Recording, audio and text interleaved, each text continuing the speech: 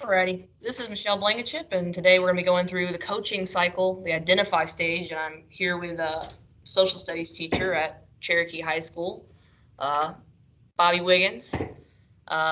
He's a first-year teacher. He's teaching U.S. history and world history, but we're going to focus on U.S. today. And he does have some access technology in his room. We have a BYLD policy at our school, so the kids have phones and stuff, but he also has a laptop cart if we want to incorporate some technology into his lesson. And the other day, we video recorded a lesson that he did, and we went through it. So we're going to establish the current reality by recapping that lesson. Bobby, would you mind describing the lesson? So we had just finished up talking about World War II, and so now we're making the transition into the Cold War. And it was a lecture-based day where students were taking notes, and I was asking questions to make sure they were following along with the notes and things of that nature. So that's the type of lesson it was. We had interactive questions in between. So, I'd ask them a question, give them a list of answers. They had to pick the best one. And that was majority of the lesson itself. Gotcha. So it was like a lecture note-taking day overall? Yes, lecture note-taking day. Like I said, we're moving to the Cold War, so we have to talk about Joseph Stalin and how the only reason we had aligned with him in World War II is because the enemy of my enemy is my friend. And then now we have to actually talk about like the atrocities he committed and communism. And then from that, we talked about Eisenhower's administration. From there, we talked about Truman desegregating the troops and then segregation. And then finally, I think we ended on Sputnik and the space race. Right. Would you say like a lecture and note-taking is a typical lesson in your classroom? Yes, lecture and note-taking is. Now, we do try to mix in some projects and things of that nature, but we're just, we're definitely a lecture-dominated, I guess, area, if that makes sense. Gotcha. And then one more thing to kind of understand the current reality, how comfortable are you using technology in your classroom? Being a first-year teacher, I do think it has, it's kind of, I'm a little bit fearful to use it if I don't use it correctly, but I'm fairly confident that I could give it to the kids and use it. Yeah, absolutely. Okay, awesome. So next we're going to go through the identifying questions. Okay. And that first question is going to be on a scale of 1 to 10, 1 being the worst lesson you've ever taught and 10 being the best lesson you've ever taught. How would you rank the lesson that we recorded the other day? The lesson we recorded the other day, I would rank it probably a 6.5 to 7. Not my best work, but definitely not the worst I've ever done. Okay, all right. What pleased you about the lesson? What went well? So what went well is, I think, first off, it's the Cold War, and we've been talking about actual wars and actual events, but I think the kids really thought it was interesting that the Cold War is a period like where these two powerful countries are kind of competing against one another, but it never leads to an absolute fight or anything of that nature. Right. So they were intrigued by that. And the flow of the lesson goes really well because we really go straight in from, World War II, and now we're progressing to the 50s and then 60s and talking about space races and talking about like the civil rights movement of 1964 and things of that nature. So it flows really well, and I was really pleased with that. And there were a couple of questions that I had in the PowerPoint that kids really wanted to answer for some reason. So I could look at that as being, a very successful little piece. Okay, so the content, the flow of the lesson, and then the engagement that you did have with the kids with the questions at the end, that's what pleased you about the lesson? Yes, absolutely. Absolutely. Awesome. And then what would have to change to move the lesson closer to a 10? So I have a lot of my classes are either what I call general population, which is on level kids, but we have push-ins from like a SPED or ESOL and things of that nature. And with those students, they struggle with the vocabulary. And if you don't understand the vocabulary, you really can't engage in the material like I would like you to. Right. And so, and those kids, they're kind of, they're shy, they're bashful, so they don't ask a lot of questions to try to clarify the vocabulary, or they don't want to, or they become disinterested because they believe it's too hard. So if there's anything we could do to like fix that issue, that would move it definitely closer to a 10. Gotcha. Okay. So what would the students actually be doing differently if a lesson was a 10? What would the students actively be doing different? So if students could actually like grab onto that vocabulary, I would think they would be interacting more, asking more questions, trying to tie it more to the present day and why things are the way they are, because obviously the events we talk about, that's what shaped the modern world. So that's what I would look at as far as like what's going on. Obviously, if students like were engaged more in the vocabulary, we could also see that in some of our, testing and things of that nature. Okay, so just more practice with the vocab, just in general, to improve engagement in class. Right. Have more conversations with different students and not the same 10, like always, and Right. maybe bring them out of their shell. Yeah, absolutely. More engagement for sure. Okay. Um, do you have anything else you want to add to that? I think you kind of covered that. Tell me more about the change, what that would look like. So just in general, student engagement. You want to kind of focus on the students that are quieter, that maybe aren't getting the vocabulary, maybe not understanding it. Is that the biggest change you want to see in your Yeah, class?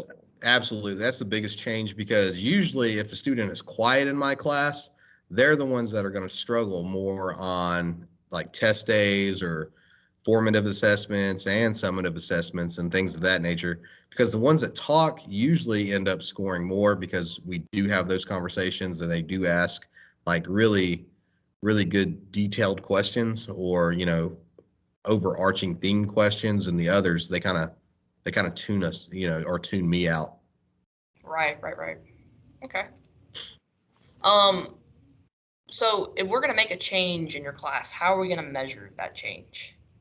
So obviously, as I was talking to you in the hallway and things, I thought that we could have ticket out the doors and things of that nature, talking about like the significance of a particular vocab word, and like, so that would be, the formative assessment. Right. And then, we could have vocabulary quizzes, which is another formative assessment in my classroom. And then obviously, if they're struggling on the vocab quiz, I'll know they're going to struggle on the unit test at the end, because our tests are so dominated by vocabulary. If you don't understand what Sputnik is, you're not going to be able to understand a question of Sputnik. And Right. things of that nature is just one example. So we could measure it with summative and formative assessments of any kind. Okay. So it kind of seems like maybe vocabulary would you want that to be your goal then? A vocabulary focused goal? Oh, absolutely. I think, you can, which granted, I've never taught math, I've never taught English or anything of that nature.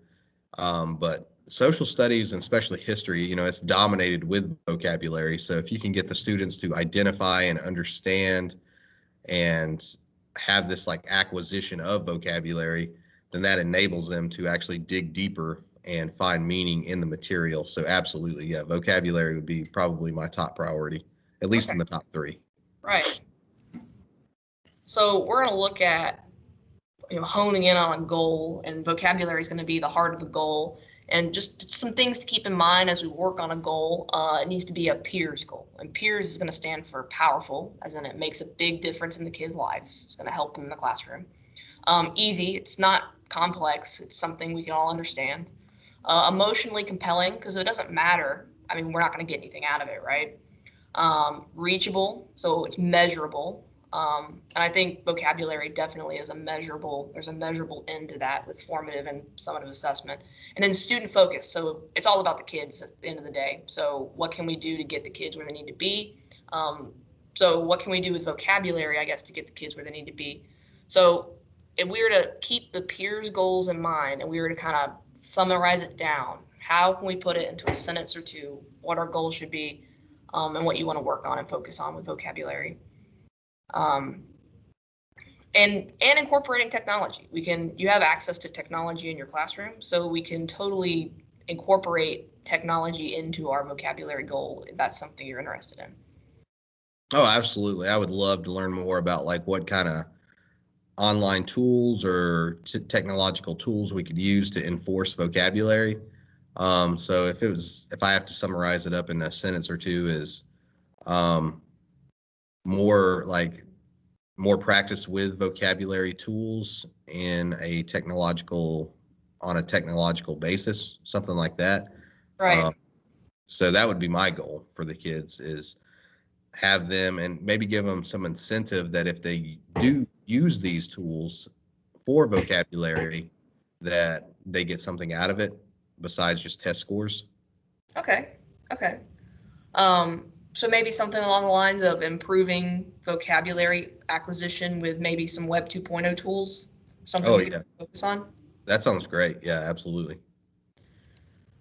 And would that goal matter to you? Would having the kids practice the vocabulary, do more with vocabulary, would that improve your classroom? Would it matter to you? Oh yeah, absolutely. I mean, it would have to.